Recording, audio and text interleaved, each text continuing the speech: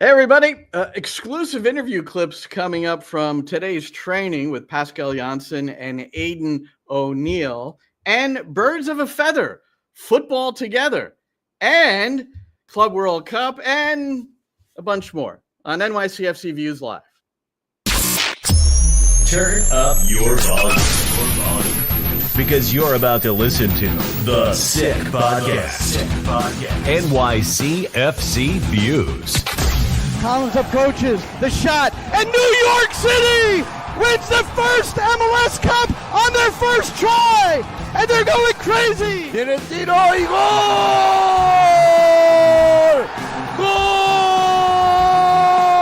Gol! New York City es el campeón de Major League Soccer. The sickest New York City FC podcast. It's gonna be sick. Hey. Back for another week session. I'm Glenn Crooks, Roberto Abramowitz, your favorite New York City FC radio commentators outside of Ariel Hudas and Matty Lawrence. We're your only New York City FC radio commentators. I still think it's a stretch, by the way. My uncle used to always say that he would come in, my favorite nephew, and then he would go, well, you're my only nephew, so I don't have a choice. So we're going with dad jokes. Is what we're going? We're starting the show with dad jokes because we're not old enough, it seems. Well, I said he's my uncle. He wasn't my dad. Yeah, but they're still dad jokes. I thought you said bad jokes, and I suppose they sort of go hand in hand. So we've got, so we're at training today, which is always good. And one thing I noted, and you and Matty Lawrence was there as well, and maybe you were in the room. I just said it to Matty. Maybe you were there too. It's just like there was a very light feel today. It was comfortable, no tension. Not like when we go up, there's tension, but you could always tell when it's a little less engaging maybe, or Pascal's always good, and the players that they bring in are always good. But you get a sense for that. When you go to training, you can tell, right? Yeah, no, for sure. Obviously, winning the way they did last week, beating Toronto 3-1 in a really complete game. The only goal that they wound up allowing was just an absolute fluke. And it was probably one of the stronger performances because, Toronto's been a lot better. They had come in. They hadn't lost in a couple of games. They got rid of Insigne. They got rid of Bernardeschi. The Bernardeschi is a loss. Insigne, definitely not. That's addition by subtraction. But, they'd been doing okay. And then New York City went and did what they had to do at home and played a solid 90-minute game. And, you get the feeling that hopefully this will continue, which was, by the way, my first question in the press conference today to Pascal Janssen. What does this team have to do to be consistent, right, and go forward? So we will see what happens on Saturday. Yes, we will. It was, you called the goal a fluke, and I understand what you're saying, but I always look at how did it happen? And Burke Reese, and we've been complimentary of him. That was his 7th consecutive start.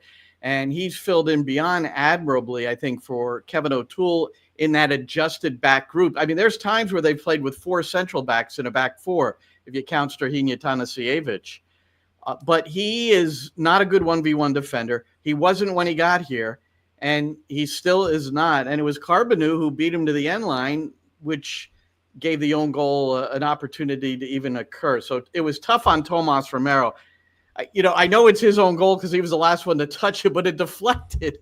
Yeah, so it's like you're not going to blame him for that. No, and it's funny because last week after the game, as I'm leaving the stadium, I ran into Pascal, and we congratulated him. We were chatting a little bit, and I said, by the way, there was a player. I said on Toronto, and he goes, yeah, the right wing, Carbonneau. He was fantastic. I mean, he really stood out in that game. He drove New York City nuts down that right side. He was good up in Toronto, too. I remember him being, but didn't get as much ultimate freedom. I think he ended up being more on the left side than the right at BMO Field, where New York City also got the win. So season series sweep for New York City. And you're right, coming off the heels of what was just an awful loss at Montreal after the 16-day break. It was good to get the win. And the continued streaking, almost unbelievable goal-scoring record in the last 5 matches for Hannes Wolf. So here, we'll talk about it after Pascal Janssen. This is from my recorded interview with him, which will be on the pregame show tomorrow, beginning at 7:15 from Charlotte.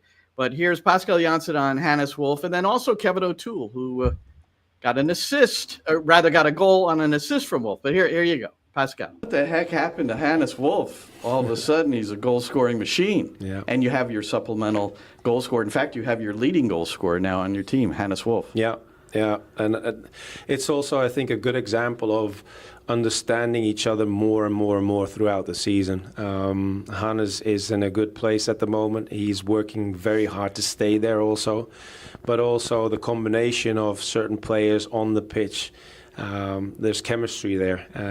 But it all starts with how he approaches every game, and that is very impressive for Hannes. He's a very good professional, but always puts the team first, and the intensity he puts into his games is something that is everybody admires a lot about Hannes.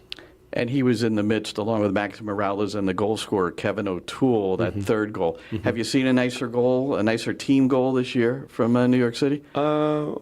Yeah, I can also think of a few others, but this one was exceptional from a timing perspective also, because if you go back to the beginning of the moment, you see that Hannes, and one of his qualities is also the intensity of the pressing. He is the one who regains possession. And throughout the season, we've been talking a lot about making sure that after you recover possession, that you make good decisions in order to get a good rhythm going forward again. And he was the guy who initiated it, and the feeling, the chemistry with Maxi was perfect.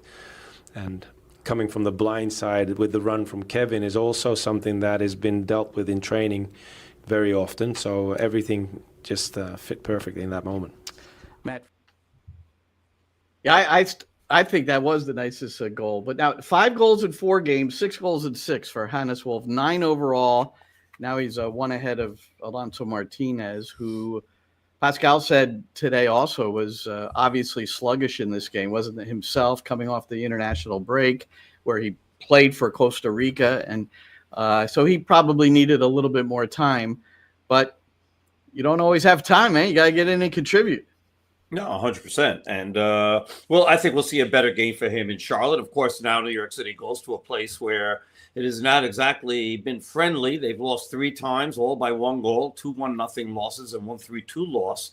So, but New York City can at least think, well, the last time that they played them, they beat them 2-1, and that was in the New York metro area. And they scored in the last, in stoppage time to get a win. So maybe they can continue that. But, more than, what happened last year with Charlotte, it's more about, how they played last week and if they can continue it, because this has been the part that, Pascal hasn't been able to figure out on this team, and is like how to keep them consistent. So, he's tried everything that he knows, and this has just been a roller coaster of a team. And now hopefully, with everybody being healthy, with the exception of Keaton Parks and Malachi Jones, then you've got the whole team ready to go. And, you hope that they'll be able to be consistent and good. We asked him about Parks today, and he said, I'm not putting on my medical white coat. Which is not great news. That means he's still in the process of being assessed, and see what happens next with Parks. But now you've got to focus on the players that can play. The other thing he's trying to figure out for this team, Roberto, and it's been an ongoing issue, not just this season, is 1 win in 9 away from home going into this match. And Charlotte, the only time they seem to win is at home. Right? Yeah, although in the last game they had a 2-0 lead at home against Orlando, and they blew that in 11 minutes. So they wound up settling for a 2-2 tie. And then, the situation with Aguiman, if he, what's going to be happening with him in Derby County, that, that's been talked about. So, it was more than talked about. And I think you've seen this. I put it up on social media. I'd like your reaction to this. So Patrick Agyemang, the striker for Charlotte, who played for the U.S. men, and he got equal criticism and equal praise, it seemed, throughout this thing. But then the reports about Derby County as his next destination. So this was brought up to Dean Smith in the presser today. This just occurred a few hours ago. So let's listen into what he said. He had a very interesting comment at the end of all this. Yeah, I had a chat with him yesterday when he was back. Wanted to see where his feelings was. And it's hard to talk. It's a private conversation obviously I had with him, but he intimated that he would be interested in a move. So again, we're in control of it because we're not looking to sell better players unless the fee's right for our club. So I believe that's ongoing at the moment. Well, he puts pressure on us, but it's something that we've obviously been aware of. There's been interest in him. The fact that we haven't been able to agree a new contract with Patrick and his representatives has always indicated that this was likely to happen, whether it was in this window or at the end of the season. So we've had balls in motion and plates spinning in terms of what other players we can look to bring in if that was to happen. So I do feel that this has probably been pushed by his representatives more than the actual player. I am surprised. I'm surprised. I'll be surprised if he goes to the Championship in the UK, as has been reported. But that's just my own personal view. Why? I think a team. I think the Championship is not too much different from the other. This is a major league over here. You're going to a second league in the UK. There's not going to be loads of time for development because they play Saturday, Tuesday. There's 46 games a season. I think for him to remain one of the big players for the US national team as well, probably to stay here would be better. All right, Roberto, I have a slight issue here. You might be able to hear me. I can't hear a thing right now. Oh, so that is an issue. Can you hear me talking right now? Can you hear me? Go out and then come back in. Okay, I will give you my... All right, do that. Shane, what do you got? Meanwhile, while Glenn figures out his technical issues, I want to talk about this a little bit because there's always been a conversation about Europe is always better than MLS, no matter what it is. And I'm not 100% sure that that's actually the case. Because to me, yes, if you're playing in Europe, and even if you're playing in the Championship, which I think the lower end of the Championship or 3/4 to the bottom is probably MLS level. And I think the last or the top quarter is above MLS level for the most part. I mean, some of those teams can spend a lot of money. Right. It's an interesting situation as if it's better for him to be there or not to be there. And my point on this is if he's going to be playing, then yes, it's better for him to be there because he's going to be playing a lot versus in a lot of cases superior competition. And then especially if he's playing FA Cup and things like that, then he's going to be playing Premiership teams. So he's definitely playing against better competition. But if he's going to be rotting on the bench and sitting on the bench, it makes no sense. But he's got to go and compete for a position. But we already have this with Matt Turner, who is with an EPL team. But what good is it for him to be in an EPL team if he's glued to the bench? And but Charlotte's going back. Well, I just wanted to let me finish my point, and it's just like no. But there's an important thing to add to this. Charlotte is in control of this transfer, and they're not letting him go unless the price is right. Yeah, of course. But if Derby County is going to put in $8 million to $10 million for this guy, he'll be playing. He's not sitting the bench, man. I don't know that because if I'm telling you, if they put in $8 to $10 million, and there's somebody else who's going to be more active and better at finishing and controlling the ball, then they're going to play him instead, even if they have to sit on the money. They're going to play somebody who's better if they play better. Now, I hope that that's not the case. I hope that he plays, and I hope he's like Josh Sargent, and he's a forever starter at Norwich, at least when he was with Norwich, because now there are rumors that he's on the move there. So, you want people to be able to play, but if they're not going to play, then it's not a great move. If he's going to play, it's a great move. But now you don't know this; he's got to go compete for a spot. I'm afraid I didn't hear your initial comments while I was rebooting, but I think that the thing I want to address is Dean Smith thinking it's better that he stays with Charlotte than go to Derby, which you're kind of addressing there. But the head coach of a guy who has coached in the Championship and in the Premier League, Dean Smith, his opinion is, now, is it because they're not getting along with his agent, because he gave that little agent crack in there? Like he thinks it's the agent and not the player that wants to move. So when I play I'm going to play this Saturday. Thank you for reminding me that tomorrow's not the game. Saturday on our NYCFC pregame live with myself and Matty Lawrence. That starts at 6:45, live from the stadium down there in Charlotte. But I'm going to play it for Matty because he played in the Championship. He played in the Premier League. And I think I know what his opinion is going to be, that Agyemang's better off there than here in MLS. So the point that you missed while you were rebooting was that I said that as far as a comparison between the Championship and MLS, I believe that MLS is equal to about 2/3 to 3/4 of the Championship. But the top third or top quarter of the Championship is superior because they can spend, a lot of those teams spend a lot of money, a hell of a lot more than MLS teams could ever dream of spending. And it would be very, very hard for MLS teams to be able to compete at that level, with those teams. But as far as the last, 3/4 all the way down, I think that MLS, there's a lot of teams that could probably play there and play very well there. But I don't think that an MLS team could actually quite aspire to compete for a position where they could, go to the EPL. Well, from a New York City standpoint, not going to see Patrick Agyemang, I wouldn't think, on Saturday, because I didn't play this whole clip from Dean Smith, but he said he's assuming that he's taking a medical. He said that's what he's hearing. So, I mean, he knows.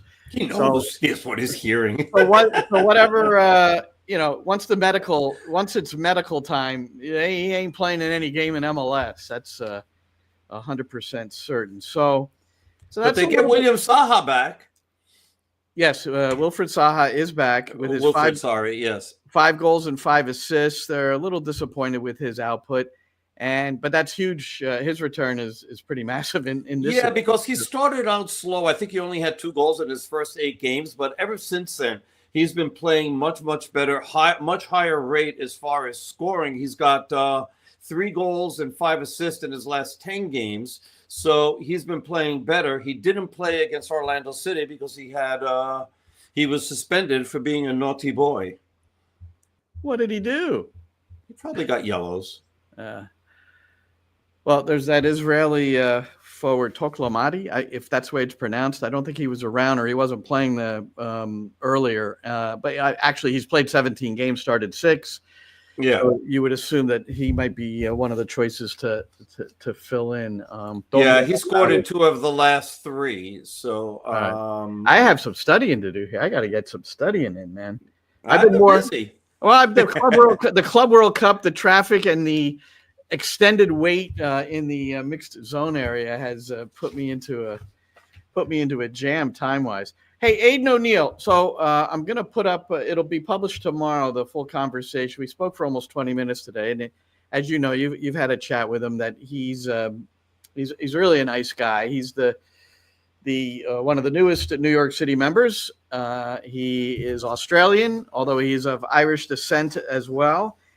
And he has, I didn't have this in front. He's played in 7 games, started 6, started the last one against Toronto. started in the game where New York City won the Hudson River Derby. He played a huge role in that.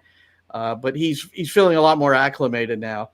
But the clip I'm going to play has nothing to do with soccer. It has more to do with how he clears his head and what he might be doing when his football days are over. I thought it was pretty interesting. He owns or has just recently purchased a cattle farm near his home in Brisbane, Australia. So listen to him here. You might know I've got a little farm in New South Wales, and they're pretty busy there looking after it at the moment. So, yeah. Yeah. Tell us about that a little bit more. Yeah, it's new. I've only had it for maybe 8 months now. It's something, you talk about after football and, what will footballers do? Do they have, a backup or something to go into? Yeah. And I want to stay involved in football, but, another passion of mine is, cattle and the beef industry. And I want to, start my own sort of supply in Brisbane or New South Wales and, concentrate more on probably like the grass-fed and maybe even like open it up so, people can experience, what I experienced when I was younger, going to friends' properties and that way of life and, the importance of, taking care of the animals and, just everything to do with it. It just, I think you can see, even the way I speak about it, It's full-time work too, right? I mean, yeah. So give us a typical day if on the farm. Are you up early in the morning? Yeah, it's up early, but there's something about it. You wake up early and you're not tired. Like, it's just with the sun. We've got a small place there, and at the moment it's quite cold, so you have the fire on. And that's right. We should keep in mind you're boiling here. Yeah, and it's winter in Australia. Yeah, but normally it's just wake up early, and then there's endless amounts of things to do. Fix the fences, improve the grass, pasture improvement, or move the cattle to another paddock. There's quite a few creek crossings on the property. Wow. So it's a good place to kind of wander and in your thoughts and things. Yeah. I mean, you go there and you switch off from the world. And to be honest, like when you get there, you don't hear a car for as long as you're there. So it's just a very, very special place. So, who would have known?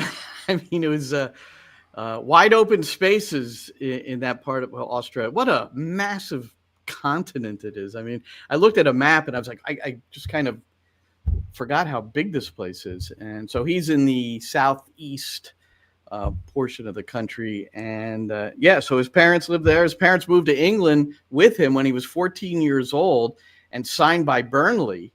He played for Sean Dyche there briefly, then got loaned out a number of times. And Melbourne City played with them for a brief period of time, and then also Standard Liège, where he was captain before he arrived here. And he's just 26 years old, so 27 now. He had a birthday on July 4th. So anyway, he's also found an Australian restaurant pub in Manhattan, and he says it's really authentic, and all that. They don't show a lot of soccer there. It's like rugby and whatever the national sports. Australian rules football. Australian rules football. I mean, it's like. And cattle. How about moving the cattle? Probably a lot of tennis as well. Yeah.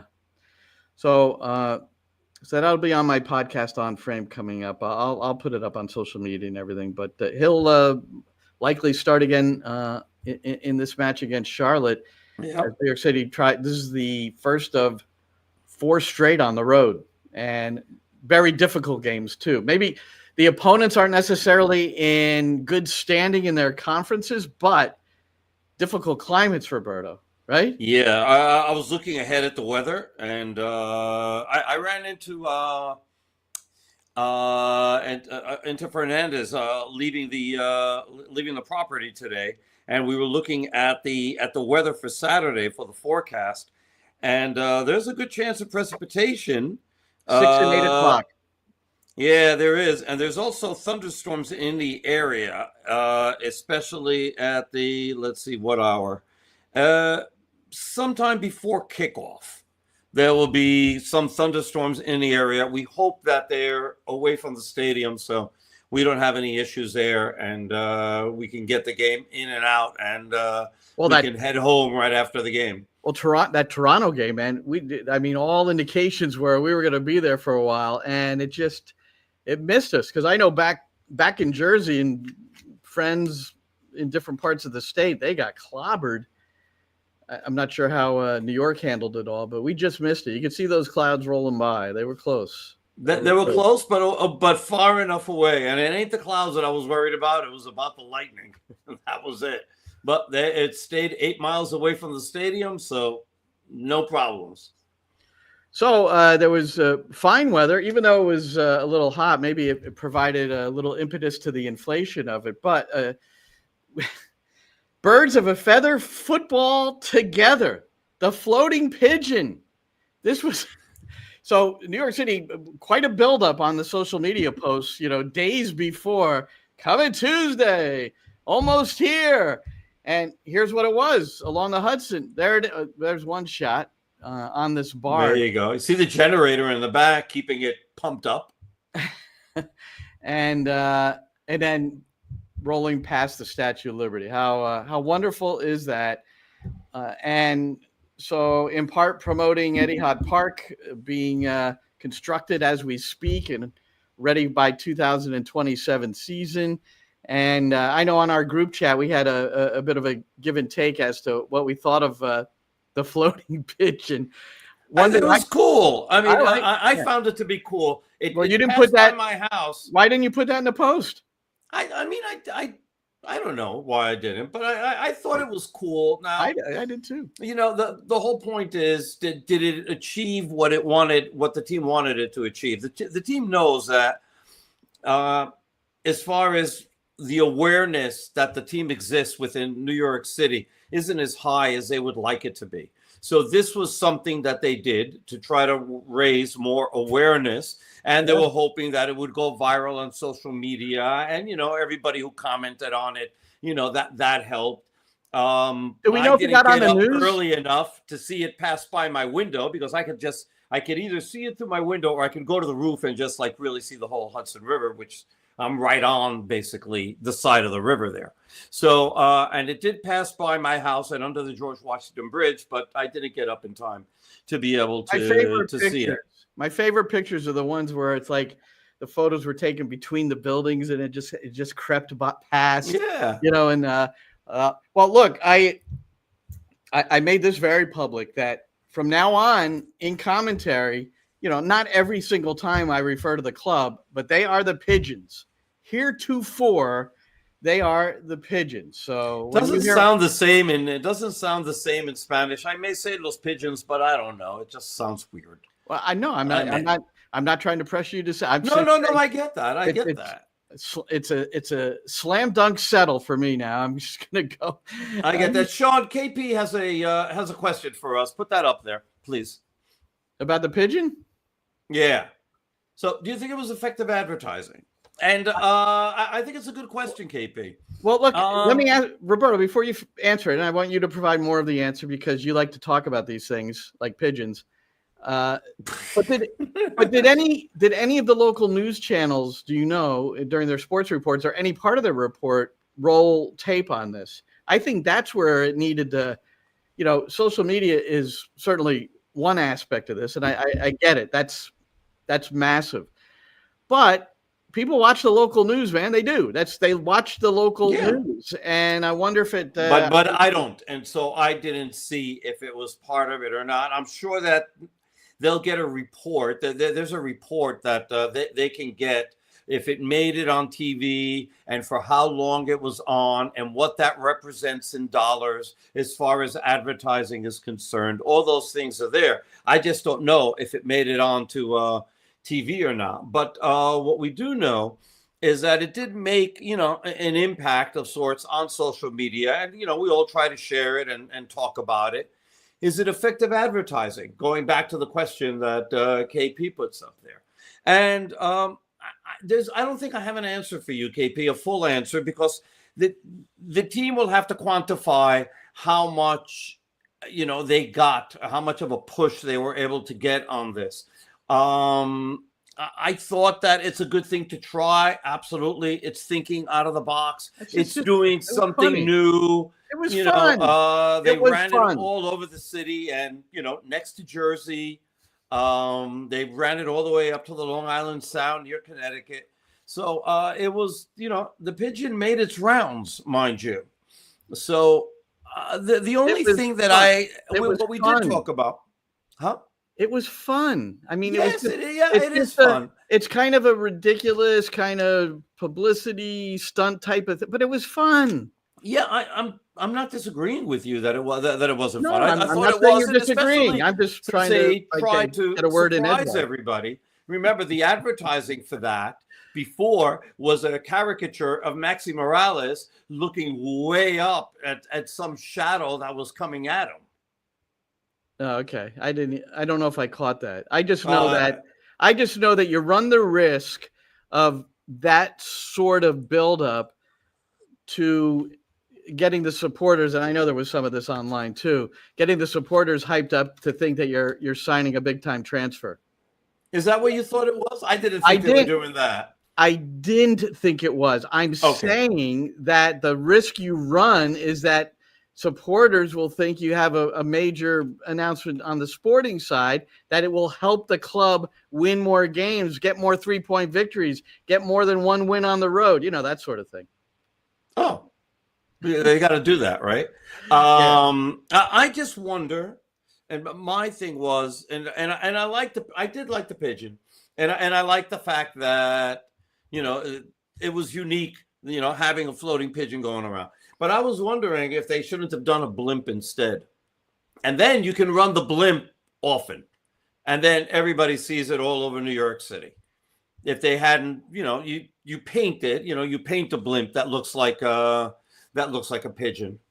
Boy, a blimp must be who knows how much cash they laid out for this thing, but a blimp?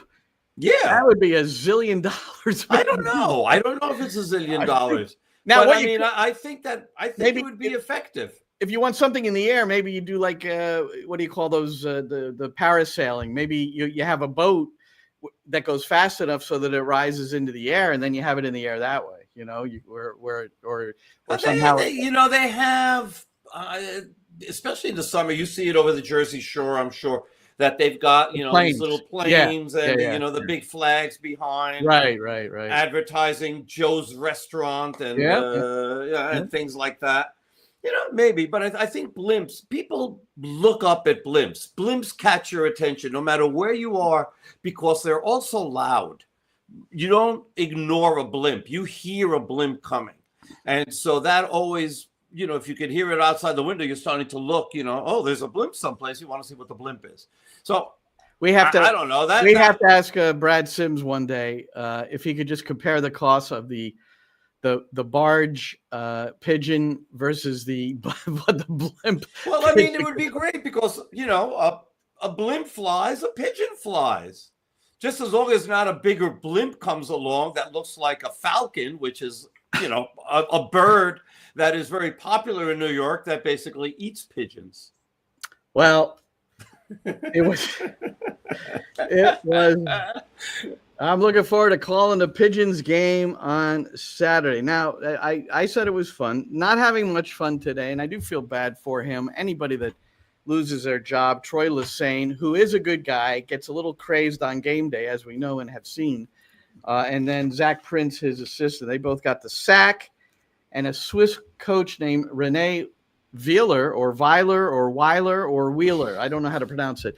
But we looked him up on the way up to training today with Maddie, and he's got a good resume in terms of winning trophies. He's won a lot of trophies with the clubs he's been, like Lucerne and the other are not coming to me, but he's won a Swiss Cup and he's won different things in different cups wherever he's been. So maybe, but who wins at DC United? Tell me the last coach. Yeah, that's the point. I mean, yes, they've got Benteke, and then what? It's a very poorly put together team. It really is. I mean, you've got such a great striker in Benteke, and then you don't have anything to build around him. They've got some good players, some okay players, but that's it. This isn't the DC United that we remember from the 90s when they had Jaime Moreno and, Valderrama. No, they didn't have Valderrama. I take that back. Tampa Bay. Yeah, that's Tampa. But, they had Moreno, they had Echeverri, They had. I mean, there's so many good. But that's players. so long ago. How about the recent? I know you're talking about, and those were great teams. You know, you could go all the way back to Bruce Arena and assisted by Bob Bradley and work. But even recently, Glenn, they had Lutra Costa and they had Wayne Rooney. Yeah, and then it was the same thing. It was those two guys and nothing. And so, you know, they've gotta build a solid team, and they're nowhere near building a solid team. And they're nowhere near, you know, trying to bring in the type of player aside from Benteke, right, that is going to excite the fan base. And also they have a very large Salvadorian fan base in DC. And they've just ruined that, or, you know, that fan base as far as, you know, they don't bring any players in that can relate. I remember there was this big thing when they moved to Audi Field and they gave like official designation to the Screaming Eagles, but not to Barra Brava. I mean, there's all sorts of missteps that this organization has had. And as you said, it's tough. You never like to see somebody lose their job, but you can't pin it all on him. This is a very dysfunctional organization, top to bottom. Just how they even built the bloody stadium. Jesus, they got that backwards too. Literally, because they're facing the bloody sun. That's the best. That's the best when we're calling a game and you have to, you know, change your eyes to and the wingers on the near side of the field where we call the games also have to shield their eyes when the ball's changed in the air at certain times of the day. And the sun is shining. I mean, that's crazy, man. Unless you're broadcasting from the what is it? The cannon turrets that they've put above the press box. That they somehow believe that is a commentator's box, radio. I think radio box. They should do with Audi Field what they did with RFK. Just try it again. Demolish it and try again. Try it again. I mean, what we're looking at, when we're in the radio broadcast booth that is along the base, along the end line, right? You know, at the 6-yard box, they literally have an area that is about yay high that you have to look out and try to see the whole field. You can't even see the scoreboard. You can't see the upper deck of the stadium. Well, no, if the ball is played in the air, you can't see. You have no idea where it went. It could have left the stadium. You have no idea. Well, that's just the commentator's issue. As far as the stadium, if somebody's there watching the game, it's not necessarily bad. You know, the view from the stands is pretty good from what I've heard. If you talk to New York City supporters, they say TV booths are great. Well, I mean, we got lucky. We both got TV booths because Apple TV didn't show up to the game. So, hey. They did it from Florida, and we finally got the TV booth. So it was like, wow, that's what the field looks like. Yeah. So, all right. So that is that. And some real sad news today, although, look, it's sad from the standpoint of his condition. But Garth Lagerwey, Atlanta United, put out that statement today that their president, he's their chief executive, a guy who's built Seattle or helped build Seattle, was brought in by Atlanta. They're struggling, but he's been diagnosed with cancer, so he's going to be away from the team indefinitely. So, you know, all you can say is all the best, and hoping that whatever it is, cancer, everything about cancer is catching it early. So we have no idea what it is or where it is, but hopefully it's being dealt with. We know, which they didn't say, so we don't know. We know nothing about it except for that it is that, and we hope that he has a full recovery, and that's what we're looking forward to. The other MLS thing, before we get to kicking it around, was I thought this was just interesting, and you don't often see coaches get emotional as in brought to tears in their post-game press conferences. But Brian Schmetzer, he really broke down a bit, and it was after Wilfred Nancy. So here it is, Seattle-Columbus. Stefan Fry, the goalkeeper for Seattle, had a serious head injury. It was a knee to the head. He was out, long delay, stretchered off the field, and it was in stoppage time. There was only a few seconds left, in stoppage time when the injury occurred, but it was Columbus awarded a corner ball. So the referee, his initial take on it was, we're going to finish out this game with a Columbus corner. And Brian Schmetzer, and he's not like a guy that gives the refs a lot of issues. I mean, he's one of the classiest coaches in the league. But he went to the fourth official, and there was video of this, and you can hear the audio. He goes, let's just stop the game. And then Wilfred Nancy walked over and talked to him for a moment. And Wilfred Nancy looked out to the referee and just kind of waved his hands like, end the game, man. And then the referee came over and he spoke with Wilfred directly. Wilfred Nancy said, we have to stop this game. And the game ended. And Schmetzer was emotional because he said the referee should have stopped the game, but thankfully we had Wilfred Nancy there to help out, and it was, and I think the referees have a tough job, but I think they're so scrutinized that in a situation like that's a no-brainer. And if you go back and watch the end of the game and everything, Roberto, you'll see it's just like, no, the game's got to end. It was like this, the players were all shook up. It was that kind of an injury, right? And he's fine now, apparently. He's sending great messages that he's fine and, everything's okay. But you don't know that at the moment. No, at the moment. So you have all these, there's emotions are running high. His teammates, there's no way his teammates are going to successfully defend this corner. They're all over the place.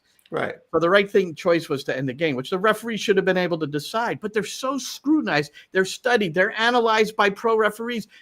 Everything is about doing everything exactly right. There's 10 seconds left in stoppage time. So, of course, we have to give him a corner. And this is on the heels of Sandro Schwartz.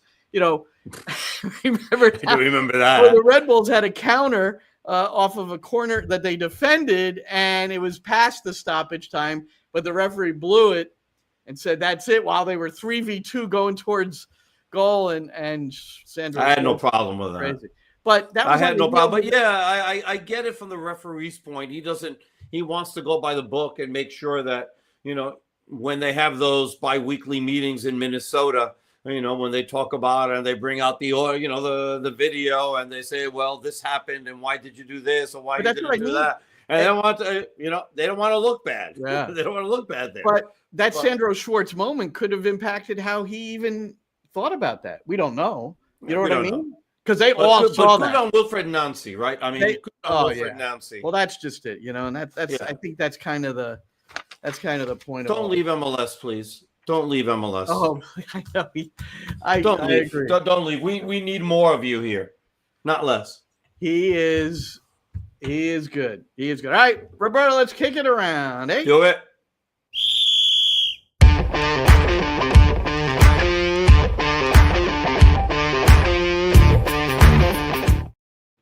So, Roberto, as you know, I've coached the game for a while. I've been coaching the game of soccer since 1981. That's a long time. I'd say at different levels. And, I didn't know what I was doing at first. And then hopefully, now I know a little bit more about what I'm doing. But during that entire time, including now, I have no idea what a handball is. Okay. And a perfect example is US-Mexico Gold Cup final. USA got played off the park, no question about it. But we know in soccer, things happen. And ultimately, we know, I know in my heart of hearts. Well, Shane, roll this. This is the handball. All right, right there. Using his hand to balance himself. And there's Mauricio Pochettino. Let's watch it one more time. And I wish we had a non-slow motion version of that. I went both ways on this, and my mind was changed. And I agree with you that sometimes it's hard, but the rule is clear once it's explained properly. And I didn't fully understand it until it was explained properly. And I think I saw something from Christina Unkel. Was one explanation that she gave a very good explanation. There was another referee who's on Instagram that comments on these things, and he had pretty much the exact same explanation. And that is that the player is lost his balance and is going to ground. And when he puts his hand down, it happens to be on the ball. So it's not a deliberate action. And the fact that he's losing his balance, he has no control. And so based on that, it's not a penalty. And I'll accept that. Although when I saw the replays as you were showing them, and especially in slow motion, I was like, how is that not a handball? Well, it's obviously a handball, but it's not an infraction handball. Well, so I get it. I hated it, but I get it because obviously I wanted the U.S. to do well. I don't get it. Nice to get a penalty kick. Let's put it this way: the referees and the video assistant referees don't always get it either, but they got it right this time, right? It gets called. I don't. Well, that's your opinion. It's not mine. They got it right because, again, they got it right. You don't have to explain it again. You said that he accidentally broke his fall on top of the ball. That's not what I'm talking about. Please don't anticipate what I'm going to talk about. You're wrong. That's not what I was going to say. I was going to say that they call down to be able to look at it together and then go over the rule and then see if they wanted to change their mind or not, because originally it wasn't called a penalty. Right. It's not like he called a penalty there. He did not call a handball, but then it was looked at by VAR, and then they continued to decide that it wasn't one. And, when VAR calls you over, it isn't necessarily because they want to overturn what you originally called, but they may want to give the referee a chance to look at something again, and then maybe he can think twice about what he saw. And so there are little different nuances about that. I don't know about that. They're called over. I don't think that we can ask them then. But I don't think that every time they're called over is because they think that they did something that was absolutely wrong and that they need to change their mind. It doesn't always. You see a lot of times that the referee gets called over and then he keeps his original call. Well, as has happened here. Oh, of course, and a lot of times that's ego. Come on, Roberto. And sometimes, or a lot of times, whatever you want to call it, it's ego, 100%. And we've seen mistakes made that way, 100%. But I do believe that they do call them over to say, maybe I would have called this differently. Come take a look at it and see what you think. And do you think that you need to rethink about what you called? All right. Well, because there's areas of gray, Glenn. It's not just black and white. You called it wrong. I have it right. Come here to look at it to change your mind. 1981, I started coaching. I still don't know what a handball is, and they could make it very easy. You know how? And I've said this 6 billion times. If you handle the ball, no matter whether it was accidental. Remember when it used to be handballs are only called if it's accidental. How many purposeful handballs are committed in the game of soccer? A majority of them are accidental. Okay, number one. But if you commit a handball in the penalty, if you use your arm or hand or whatever is deemed a handball, if you commit, use your hand or arm and you gain an advantage, that's it. So just call it that. You can simplify the rules so much. Accidental, purposeful. The fact is that you gained an advantage by using a part of your body that's not permitted to be used in soccer unless you're the goalkeeper. Yeah, that's why I just wish that was the rule. And then you wouldn't have visit IFAB. Then there'd be no gray area. There really wouldn't, unless you. Well, I mean, if you want to stop gray area, then anything that hits a hand, no matter what or where, is a handball. Forget about if you gain an advantage or not. No, you have to gain an advantage. Then I don't want to call it if you don't gain an advantage. But then that becomes subjective again. Well, yeah, you're still leaving subjectivity. This way, you can get rid of all subjectivity. It hit the hand. Doesn't matter if you're like this. If it hits the wing, yeah. I'm with Mauricio Pochettino. He's pretty experienced, right? As a player to coach, pretty. Yeah. His quote after the game, for sure, it's a penalty. He's not going to say that if it's not. So I'm with Mauricio. I'm with Mauricio a lot too, but he's also sticking up for his team. So, and he could say, oh, if it wasn't for that penalty, maybe we would have had a tie, and then we go to penalty kicks after 30 more minutes of overtime, and Matt Freese wins it for us again. Well, Matt Freese was a big part of the discussion for the U.S. men's national team, no question about it, as the goalkeeper position was up for grabs. On my show on SiriusXM this week, I interviewed Phil Wedden, who was Matt Freese's coach when Matt was in Philadelphia with the academy and then with the first team playing behind Andre Blake. And so I presented the question to Phil, which I've presented to you and to Pascal, is if Matt Freese is not selected by Mauricio Pochettino as the number one for the World Cup next summer, do you bring him as a specialist, or you may be number two, but do you bring him because he's so good at penalties that you consider him a specialist in that area? So this is what I asked Phil, and he's a goalkeeper coach. I'm real interested in what goalkeeper coaches think of this. And then he's got a really interesting take on Matt at the end of this. So here's Phil. You're Mauricio Pochettino or any coach in the world that is preparing or know you're going to be involved in knockout round situations where if it's tied after regulation and extra time, it's going to penalties. Do you, if Mauricio Pochettino determines that Matt Freese is by far the best at penalties than anybody else he might bring, Zach Steffen, Schulte, Matt Turner, whoever it might be, that might even be ahead of Freese at the end of the day, do you bring him for those situations, and do you do that? Do you pull your regular? And you're the keeper coach. I'm really looking forward to this because you know that Louis van Gaal did it in 2014, where Tim Krul came in and made 2 saves, and it was against Costa Rica, ironically enough, which is where Matt had the 3 saves to get into the semis of the World Cup in 2014. But what do you think? I think that's a pretty interesting question. Honestly, so it was interesting when we were in those situations here in Philly. Like Matt would always say, if we go to penalties, you're going to put me in. And the answer was no. Based upon who we had in the goal, the answer was no. But when Matt Freese asked to come in and take penalties, was that in place of Andre Blake? Yes. Is that what you're? Yes. Now that's a confident young man. Yeah, absolutely. I give it to him. And when the answer was no, he was disappointed. So when I say this respectfully. He's always had that confidence in these penalty shootout situations. I thought that was pretty funny. Yeah, Andre Blake, one of the best keepers in the history of the league. Yeah, put me in, man.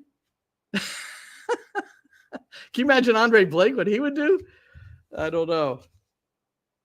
Whoop, we can't hear you, Roberto. I'm not sure. So I had problems at the beginning of the show. Roberto, can we hear you now? No. We can't hear you anymore. Oh, is he going to have to reboot, Shane? I wonder what's going on here tonight. Can you hear me now? There you are. Okay. So I have a feline issue here at home. Oh, I see. Okay. And Zena has decided to join me behind my camera. And when she did that, she decided that the little plug that I have where I have my microphone plugged in was very nice and warm, and she should put her head on it. And that disconnected me. But she's the queen. I can't bother the queen, Glenn. It's the way it works in this house. She rules. Understood. What's your take on bringing a specialist and bringing them in for PKs? And the Andre Blake thing is a pretty good example. Let's say Freese is like monumentally, but I don't know if he is monumentally better than Andre Blake. Why wouldn't you put him in? Is it 100%? You do what's best for the team. You can't let personal egos, dictate what you do when it comes to something like that. If you have somebody who's a specialist in penalty kicks and has proven that they have a better chance to stop penalty kicks than the guy who's your starter, you change them. That's it. The only negative I would see, and maybe it's depending on the weather, how the game went and all that, is that you're coming in completely cold as the goalkeeper to make these saves. So there could be environmental issues which would say, maybe we shouldn't do it this time. That's the only thing I brought up that's the only thing I brought up to Phil on that. All right, so let's that's the Gold Cup, Mexico to big champs, and then the Club World Cup. So over 70,000 in each of the 2 semifinal games midweek at 3 p.m. in the 100-degree plus heat index in East Rutherford. And I mean, the standout performance was PSG. I mean, holy smoke. I mean, they just tore apart Real Madrid. They're so good. They're fun to watch. God. And by the way,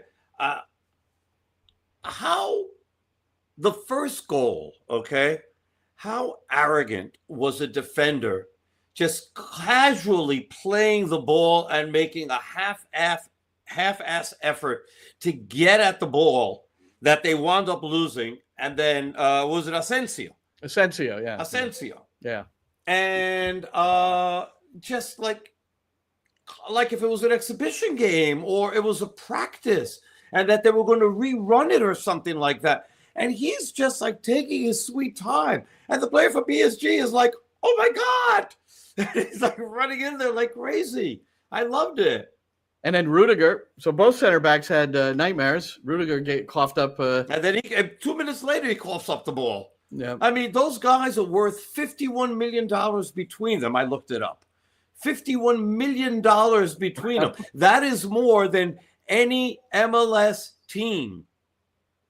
Those two guys, your two central defenders for the greatest team on earth, which they're not.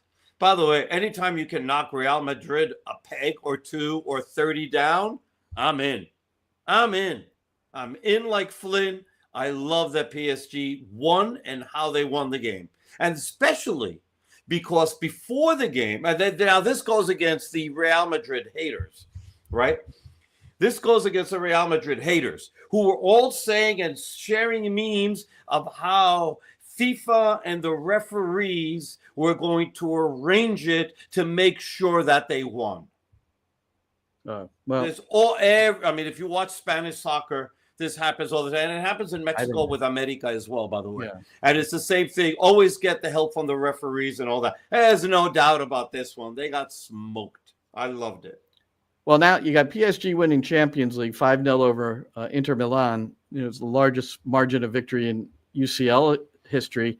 And this is, you know, are they going to win on Sunday? That remains to be seen against Chelsea. Chelsea's playing well, but they are.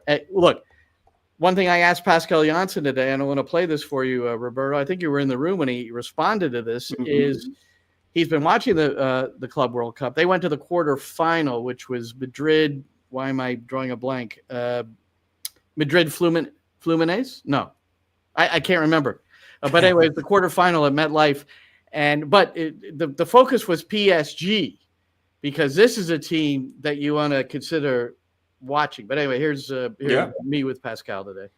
Can you take something from PSG? Will that be a team that you study or have studied, and you maybe you've spent time with Luis Enrique along the way? I don't know, but boy, they seem to be humming. What I do see is, and that was also mentioned in our backroom staff just today, even. If you see that Luis Enrique agreed with the fact that Mbappé was sold to another major club, of course, but you see his approach is very team first based, and that brings out the individuals and not the other way around. And you see with PSG that it's in possession, out of possession. It's very, very together. Everything is together. You've used the word fluid before. It's extremely fluid. The intensity they play with in and out of possession is very impressive. And to be fair, we've used a couple of clips also to show our attackers the work rate that these guys put in, just to make sure we never have to discuss it again. All right.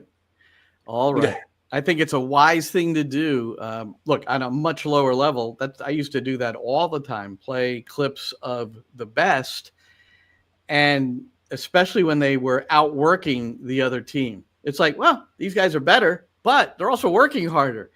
So if they can, then you can. So that's pretty, especially the Mbappe thing, which we know Enrique was quoted, in the last couple of days, basically saying, we're better off without him, which is unbelievable considering the talent level of the guy.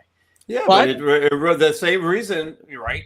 The same reason why a lot of teams are reluctant in MLS to bring in high-priced talent from the top leagues, because They don't mess with, they can mess with your dressing room and how you want to play. And so we spoke about it with Pascal, addition by subtraction.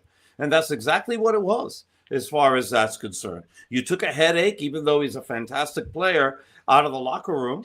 And all of a sudden, everybody is rowing in the same direction at the same, in the same cadence. And it makes a difference. And also, he's spoke about the difference between, how PSG played and everybody was harmonious in their effort and in their sacrificing and in their going up and down the field. And then you could see that there were 9 guys or 8 guys for Real Madrid who were hustling all over the place. And you had 2 guys after the score went 2-0 who basically, went midfield up. Take your guess, on who those other 2 guys were for the rest of you. He said who they were, but we know who they are. And, and that's what it is. And that's a headache he doesn't want. Yeah. Yep. And, but you said the dressing room, it's more that's part of it sometimes, but it's more the adjustments that you have to make for a particular player. And I remember in preseason sitting with Marc Dos Santos, and we were talking about Olivier Giroud, and this was not with a microphone in front of him. So I can't talk about each and every aspect of how this all went, our conversation. But I wanted to know because he sets up the tactics. I want to know, what are you doing with Giroud? Because it's a change. There's an obvious change that had to be made by LAFC when Giroud was playing. And so what we ended up seeing is that he didn't maybe play as much as he thought he was going to. And it's probably because they couldn't sort it out the way they wanted to. Well, he couldn't sort it out either. He couldn't score. You brought him in as a number 9. You brought him in as a killer in front of the net. And when you go 10 games, 12 games, 15 games, and you don't score, or however long it was, you have to start making adjustments. And the adjustment is, go sit on the bench and we'll bring you in for 15, 20 minutes. Maybe against a tired defense, you'll do something. He lost a step. He lost a step by the time he left Milan and got to LA. He absolutely lost a step. Yep. So you have to be careful with that sort of player. And so mistakes are still going to be made every now and then. I mean, the jury's still out, I think, a little bit on Wilfried Zaha, right? I mean, we'll see. We're going to get a real close-up look at him. I saw him in preseason, but he had just gotten there. And that's not you can't really tell there. For a lot of players, it takes a little time. And yes, it was slow. 2 goals in his first 8 games. And then, he's got, what is it? It was better. I had shared the stat before. Let me see if I've got it here. Well, he's 5 and 5. He's got 3 goals, 5 assists in his last 10. So far he's got 5 goals, 5 assists throughout the season, which is horrific, especially when you consider he's 2 goals in the first 8 games. So he's played, started 18 of the 18 matches he's played. They've played 21. We know he was suspended for the last game for Charlotte. So, well, that's the match on the road where New York City is 1-4-4 this year. So this is a big part of their development to see how they could do against a team that's really been struggling. But normally they're better at home.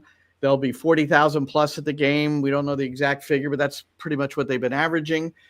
They had 62,000, but that was the opener last year in 2024, the very first game of the season. It was 62,000 plus. New York City lost that match, and a handball. But Kevin O'Toole, unfortunately, handled the ball, and the penalty. I tried to set him up for that today. I thought you I don't know if you realized, but I didn't want to mention it. But what are your memories of the game?